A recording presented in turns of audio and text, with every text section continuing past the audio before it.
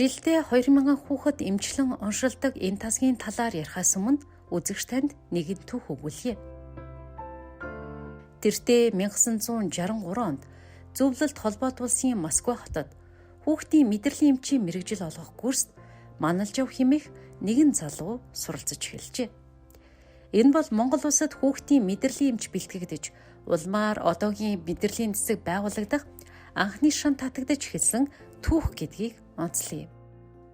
Маналжавын чих орондоо ирсэн даруйда 1964 онд зүрх судасны тасагт мэдрэлийн өвчтнийг хэвтүүлэн эмчлэх 10 ортоогоор эхэлжээ. Энэ тасаг цаашдаа зайлшгүй байж хүүхдүүдийн эрүүл мэндийн төлөө ажиллах ёстой гэдгийг зөвлөлтийн зөвлөх профессор Балалян Монгол улсад ажиллах үеэрэж хэлж байжээ. Ингээд 1974 оны 8 сарын 15-ны өдөр тухайн үеийн улс төрийн товчооны 118 дугаар тогтоолоор мэдрэлийн эмгэх судлалын тасаг аль биесээр байгуулагдсан түүхтэй.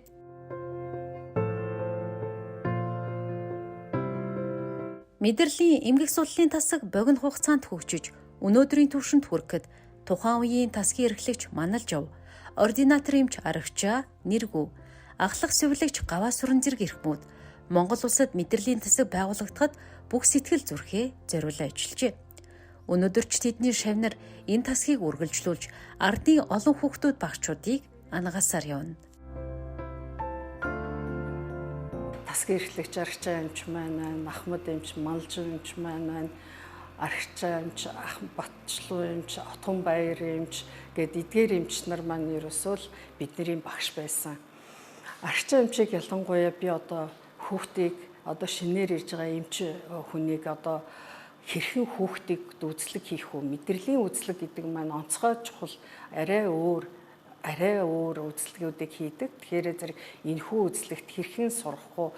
Энэ мэрэгжлийг хэрхэн эзэмших вэ гэдгийг бол ерөөсөө л жинхэнэ шавлан сургадаг ийм хүн байсан гэж би боддгийн байгаа. Бид нэрийг дөнгөж энэ тасагт намайг хүрэлцэн ирсэн өдрөөс өгцүүлэл шинэ өвчтөнг хүлээж аваад тэр өвчтөнгийн бүх эмчилгээ оншилгоо тэгэл бүх зүйл дээр ажилбарууд эднэр дээр дагуулж хамтарч хийдэг. Тасагт маань авхууд гэдэг юм хийгддэг байсан. Тасгийн эрхлэгчийн авхууд, зөвлөх эмчийн авхууд гэж явдаг байсан. Тэр болгон дээр бид нэр зөвлөж, сургаж ингэж явж исэн. Бас би энэ дашрамд бас нэг дуртахгүй байж болохгүй нэг хүн бол манай тасгийн баг эмч Лавга гэдэг хүн байсан. Маш сайн зохион байгуулагч. Тэр Лавга гой бол ер нь бол совилогч, дунд мэрэгчлэн, үйлчлэгч, асрагч эднэрийг удирдан зохион байгуулахаас гадна тасгийн ерөөсөө л нийт аюул сайн менежер юм хүн байжээ гэж би одоо боддгийн байгаа. Ер нь бол эмч олно гэдэг бол тийм амархан ажил бол биш. Би өөрийгөө бол одоо яг жинхэнэ практикийн эмч боллоо гэдэг ийг бол 15 жилийн дараагаар би одоо хүүхдийн мэдрэлийн эмч боллоо гэж бол өөрийгөө үнэлж ийсэн. Тэр тухайн үед бол одоо хамт эмч нарынхаа туршлаганд орол ер нь эмчийн ажлыг бараг хийж исэн. Одоо үед бол нөгөө халамжлан хүмүүжүүлэгч гэдэг тухайн үе социализмын үед чинь тийм байлаа шүү дээ. Шинэ эмч нарыг юм уу ер нь ажил шинээр орж байгаа хүмүүсийг одоо дадлагдуулахын тулд одоо халамжлан хүмүүжүүлэгч эмч гэж байсан. Тэгээд миний халамжлан хүмүүжүүлэгч эмч маань бол Арагчаа эмч маань байсан. Тэгээд би бол Арагчаа эмчийг одоо насан туршдаа талархаж явдаг. За энэ хүний хүчээр би яг болох гэж шүү дээ. Тэр Ахмадад дурсах хэрэгтэй байхгүй юу? Тийм ээ. За Арагчаа эмчийг одоо ач тусаар одоо миний хүүхдийн мэдрэлийн эмч болох анхны одоо гарагийн маань эхлүүлж өгсөн энэ эмчтэй бол насан туршдаа талархаж явдаг. Энэ тасгийн хамт олон эрдэм шинжилгээний асар олон ажлыг гүйцэтгэсэн нь өнөөдөр Монголын анагаах ухаанд алт үсгээр бичигддэг. 1977 онд Арагчаа эмчийн санаачилгаар Шинжлэх ухааны академи химийн хүрээлэнгийнхэнтэй хамтарч хүүхдийн нугасны сувагт азуун шахаж, оншилгоо эмчилгээ хийх зорилт бүхий озонатор аппаратыг зохион бүтээжээ. Энэ аппаратаар 850 гаруй хүүхдийг оншлон эмчилж, тухайн үеийн шинэ бүтээл оновчтой саналаар нэрлэгдэж байлаа. Харин 1982 онд Депоноскопийн аппарат санаачлан бүтээж 175 хүүхдэд хэрэглэсэн нь эхо аппарат нэвтрээгүй байсан энэ үед бага насны хүүхдийн тархины дотоод даралт усчлалтыг тодорхойлоход өндөр ач холбогдолтой байлаа. Мөн 1987 оны 5 дугаар сард тархины цахилгаан бичлэг хийж эхэлсэнгээд энэ салбарт ажиллаж байсан Монголын урдаа байрах эмчнэр алтан шанг ёстол алтан үсгээр бичигдэхүүцээр тавьжээ. Энэ цаг үеэс хойш өнөөдрийн хүртэл хүүхдийн мэдрэлийн тасгийн өвчлөлийн бүтэц, хүүхдийн мэдрэлийн өвчний тархал, хүүхдийн хэл ярианы гажиг, түүнээс урьдчилан сэргийлэх, бага насны хүүхдийн тархины цус харвалтын эмнэл зөв, нейрон татал гэх мэт маш олон эрдэм шинжилгээний ажил хийж анагаах ухааны ном тавхимал хэвлүүлжээ. Монгол улсын хэмжээнд хүүхдийн мэдрэлийн эмгэг судлалын засаг хүүхдүүдэд эмчилгээ үйлчилгээ үзүүлж буй цорын ганц байгууллага юм. Өнөөдөр нийт 40 ортой тасгийн эрхлэгч, эмч сувилагч, нэрв үйлчлэгч гээд нийтдээ 25 хүний бүрэлдэхүүнтэй үйл ажиллагаагаа явуулж байна.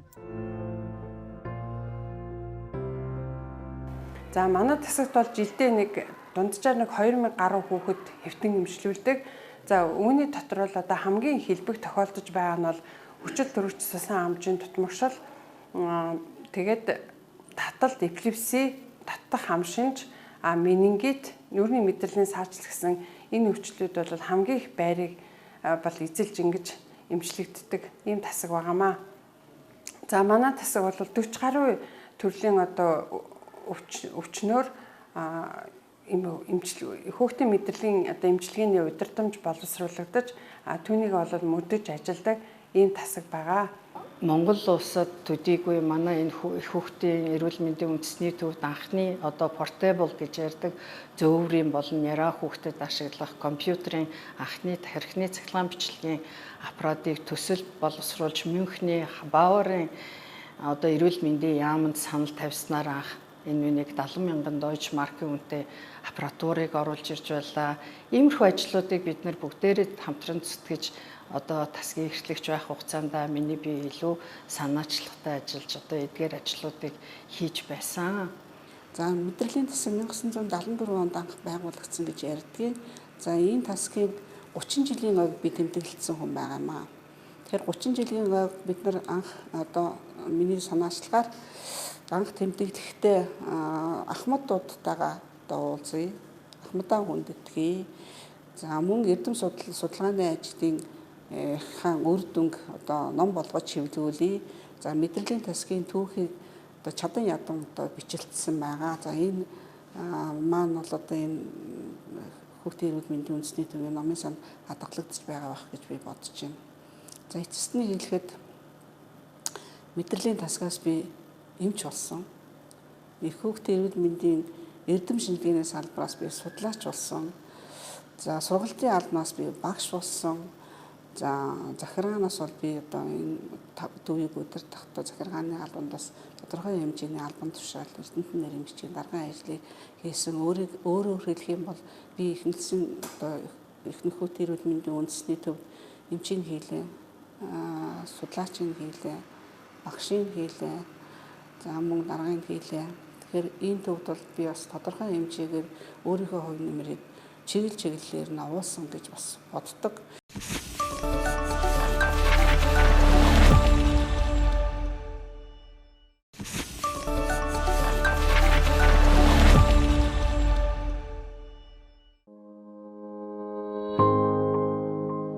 жилийн ойтойгоо золгож байгаа мэдрэлийн эмгэг судлалын тасгийн сувилагч, асрагч нар энэ салбарт өөрсдийн гэсэн орон зай, өөрсдийн гэсэн эрдэм мэдлэгээ харамгүй зориулсаар байна. Мэдрэлийн эмгэг судлалын тасгийн анхны ахлах сувилагч Гаваас сүрэн, сувилагч Лам сүрэн, Бүжин лам, Романд, Долгор жав, Балжин нэм, Наран цэцэг, Гэрэл цэцэг, Наара, Аюуш, Дашгүй, Должин лавг, Цэгмэд нар ажиллаж эхэлжээ. Мэдрэлийн эмгэг судлалын тасаг зөвхөн оншилгоо эмчилгээнээс гадна сувилхан үйлчилгээнд өндөр хувь нэмрээ оруулжээ. 2005 оноос анх сувилхан арга зүйчид ажиллаж, сувилхан 5 шатлалын тусламжийг үзүүлж, жилд дунджаар 1800 гаруй үйлчлүүлэгчдэд сувилгаа хийдэг болсон байна. Зөвхөн сувилхан үйлчилгээ үзүүлэхээс гадна төвийн хэмжээнд мэрэгжилтэн бэлтгэх зорилгоор халууралд, хэвтрийн үйлчлүүлэгчдийн асаргаа сувилгаа, таталттай үйлчлүүлэгчдийн асаргаа сувилгаа, арсны эмгэг өөрчлөлтийн үед үзүүлэх асаргаа сувилгаа зэрэг сэдвээр үзүүлэлт сургалтыг зохион байгуулжээ. Сайн сувилагч нар, сайн асрагч нарын хичээл зүтгэлийн хүчээр олон мянган хүүхэд өнөөдөр эрүүл сарвал инх өсөн тойрнон амьдарч байна. Бид нар сувилагчгүйгээр одоо эмчийн ажлыг бол хийнэ гэж бол байхгүй. Тэгэхээр манай тасагт бол одоо миний одоо энэ эмч хийх ажилд маш их тус үзүүлж байсан сувилагч нараа бас тусъя гэж бодож байна. За анх эмч болоод ирж яхад борч чулуун гэдэг сувилагч байсан, эресма гэдэг сувилагч байсан, оюун цэцгээ сувилагч байсан, ямаагүй за бүжин лам гэдэг гих мэтчлэн гэдэг ахмад сувилагчуд маань одоо эмчийн ажлыг одоо дадлагжуулахад гэх юм да асар их одоо тус үзүүлж байсан. За эдгээр бол одоо хүүхдийн эрүүл мэндийн үндэсний төвийн мэдрэлийн тасгийн түүхэнд зүй ёсоор одоо орох ёстой, зүй ёсоор дурсагдах ёстой ийм сувилагч нар гэж бас би дотроо бас үнэлж явдаг, эргэж байх гэж бас бодож байна. За асрагч нарын хувьд бол бас одоо санаанд сайн санахгүй байна да. Соотонгой байна. Наара гэдэг сувилагч байна, асрагч байгаа. Сувилагч байсан юм санагдаж байна наараагаар. За эдгээр бол бас мэдээч одоо энэ хүүхдийн мэдрэлийн салбарыг хөгжүүлэхэд өөрсдийнхөө хувь нэмрийг бас оруулсан байгаа. Энэ тасгийн хамт олонны хүүхдийн төлөө хийсэн олон ажлуудын нэг нь 10 дугаар ясэл цэцэрлэг. 1999 онд Эрдэмтэн нарийн бичгийн дарга Отгонбаяр Монгол улсад анх удаа тархины саа өвчтөй хүүхдийн эмнэлэг 10 дугаар ясэл байгуулах санал гаргажээ. Тухайн үеийн салбарын яамт хамгийн газар энэ саналыг судалж үзээд Отгонбаяр Эрдэмтний үгийг дагсан байна. Энэ ясал өнөөдөр цогцлбор болон өргөжөж олон 10 хүүхдэд үр өгөөжөө өгсөөр байгаа юм. Цэцэрлэгт ажиллаж байсан Америкийн нэгдсэн улсын сэргээн засалж эмч Марши Стоун 10 дугаар ясалд оюуны болон техник тоног төхөөрөмжийн хөрөнгө оруулалт оруулсан нь олон мянган хүүхдийн эрүүл мэндэд ч томоохон хувь нэмэр болсон юм. Мэдрэлийн эмгэг судлалын тасаг байгуулагдсан цагаас эхлэн өөрсдийн эрдэм чадвар тулгуурлан хөгжүүлж иржээ.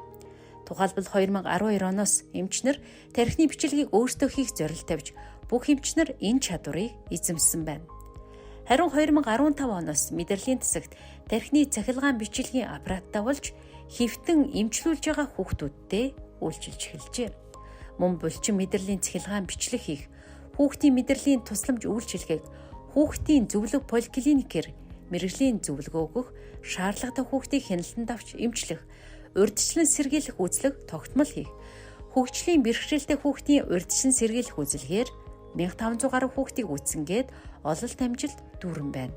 Хөгжлийнхээ явцад хамгийн чухлаар тооцогдох нэгэн эмчилгээг нэмсэн нь хагалгаа байлаа. 2010 оноос эхлэн өөрсдийн нөөц бололцоонд тулгуурлан өвчтнөө өөр эмнэлэг рүү шилжүүлэх шаардлага болж өөрсдөө хагалгаа хийж эхэлжээ. Энэ ажлыг Тугбаяр эмч ахалсан байна.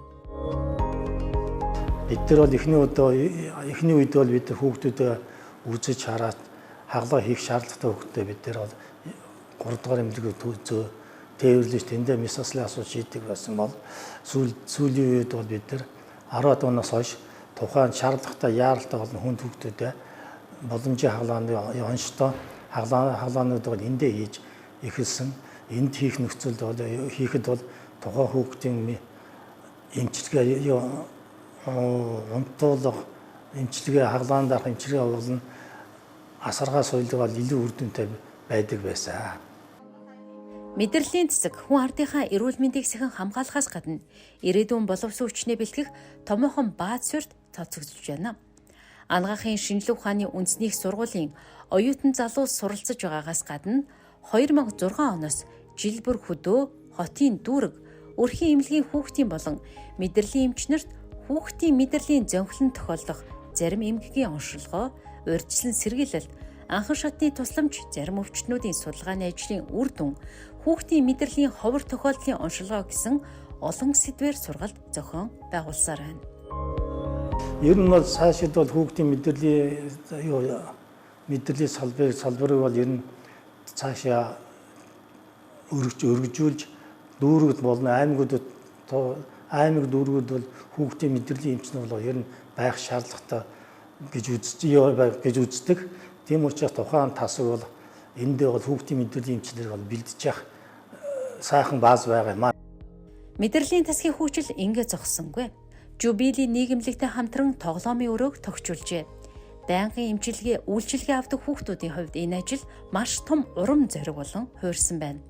Мөн 2007 онд Америкийн нэгдсэн улсын Аз номхон талаан бүсийн баг, Америкийн нэгдсэн улсын зэвсэгт хүчний армийн тэнгисийн корпус, Америкийн нэгдсэн улсын цэргийн 389-р инженерийн батальонтой хамтран $81,000 төсөвт өртөгтэй их засварыг хийжээ. Ингэж Монгол цор ганц байх хүүхдийн мэдрэлийн тасаг шин тогтчлт үйлчилгээгээр дахин шин түүхийн хуудасаа эргүүлсэн юм а.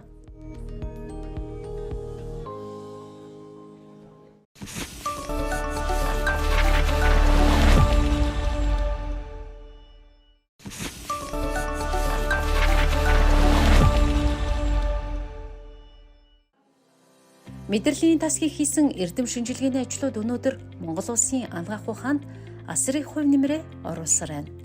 2009 оноос эхлэн 3-5 жилийн хугацаатай хүүхдийн мэдрэлийн өвчний эмчилгээний удирдамж зааврыг 4 удаа 40 гаруй төрлийн өвчнөөр шинжилэн боловсруулжээ.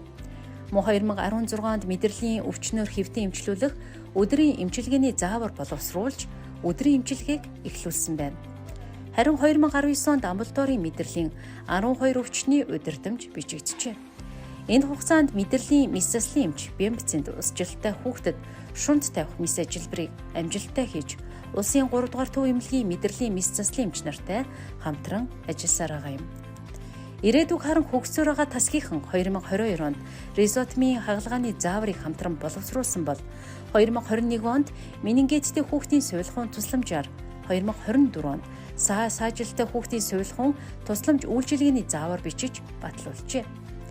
Мэдрэлийн эмгэг судлалын тасгийнхан хүүхдэд тохиолдох мэдрэлийн зарим эмгэгүүдийг шинжилгээ ухааны үндэстэй суллан тогтоох эрдэм шинжилгээ судалгааныхаа ажлыг гадны мэргэжилтнүүдтэй хамтран үргэлжлүүлсээр байна.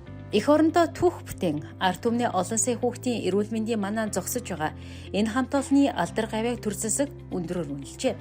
Тэртээ 1984 онд мэдрэлийн тасаг социалист уралдаан тэргүүн байр эзэлснээс эхлээд 2005 онд ард түмний итгэл хүлээсэн хамт олон улсын цол 2009 онд эмнэлгийн мэргэжилтний ёс зүй хариуцлагыг дээшлүүлэх уралдаан тэргүүн байр 1984, 2004, 2007, 2011 онуудад оны шилдэг хамт олон 2008 онд үйлчлүүлэгчдэд ээлтэй хамт олон сувилагч шинжлэгч тусламж үйлчилгээний чанарыг эрхэмлийн аянд дид байрын шагнал сайн үйлсдэн хамт олон гээд тэдний хийсэн бүтээснийг үнэлсэн гавьяа шагнал араасаа хүрсээр байгаа юм.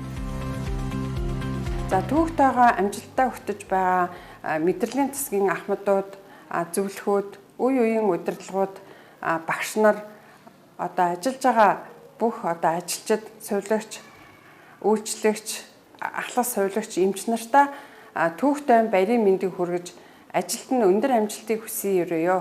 Тэгээд энэхүү 50 жилийн ойг тохиолдуулан үе үеийн хамтран ажиллаж исэн энэхүү сайхан байгууллагынхаа одоо хамт олон одоо ажиллаж байсан бүх хүмүүстээ баярын мэнд хүргээд ажил амьдралд нь хамгийн сайн сайхан бүхнийг хүсэн өрөөё.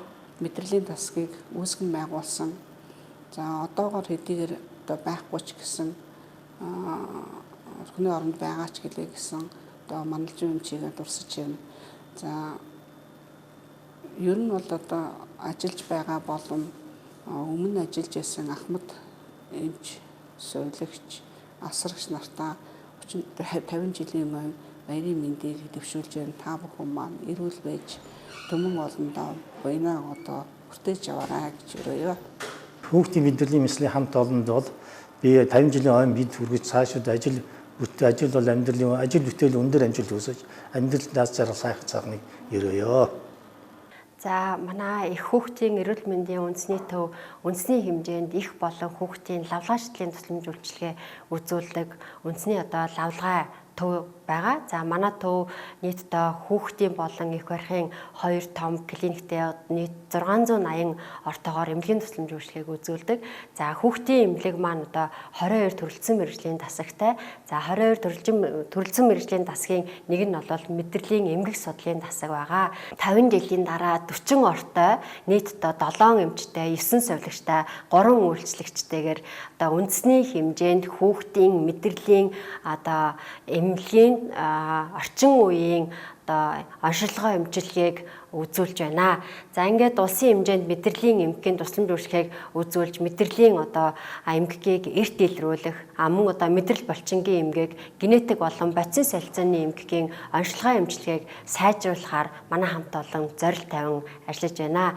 Ингээд 50 жилийн хугацаанд манай хамт олноос одоо анагаах ухааны доктор Отгонбаяр эмч маань төрөн гарсан, анагаах ухааны магистр 6 эмч одоо бас анагаах ухааны магистр болсон байна. За тэргүүлэх 3 эмч, ахлах 2 эмчтэйгээр эмнэлгийн тусламж үйлчлэгийг үзүүлж байна. Мөн одоо совилогч нар маань одоо тэргүүлэх 2 совилогч байгаа. Оюун чимэг совилогч болон заяа совилогч, ахлах одоо 8 совилогчлэр үндэсний хэмжээнд манай одоо мэдрэлийн дасаг маань одоо зөвлөн туслах үйлчлэгийг үзүүлж одоо Монгол улсын өнцөг булан бүрээс манай хамт олныг зорин эмчлүүлэх, онцлуулахаар маш олон хүүхдүүд ирд юм аа. Ингээд хамт олондоо төөгт 50 жилийн он баярын мэндийг дахин хүргэе. Ингээд бид цаашдаа хүүхдийн мэдрэлийн мэслийг улам бүрүүлжүүлэх, мөн одоо дасгийнхаа хэвтэн эмчлүүлж байгаа хүүхдүүдийнхаа орчин нөхцөлийг сайжруулах маш олон хөрөнгө оруулалтуудыг хийхээр төлөвлөж байгаагаа та бүхэнд дуулгахтаа таатай байна.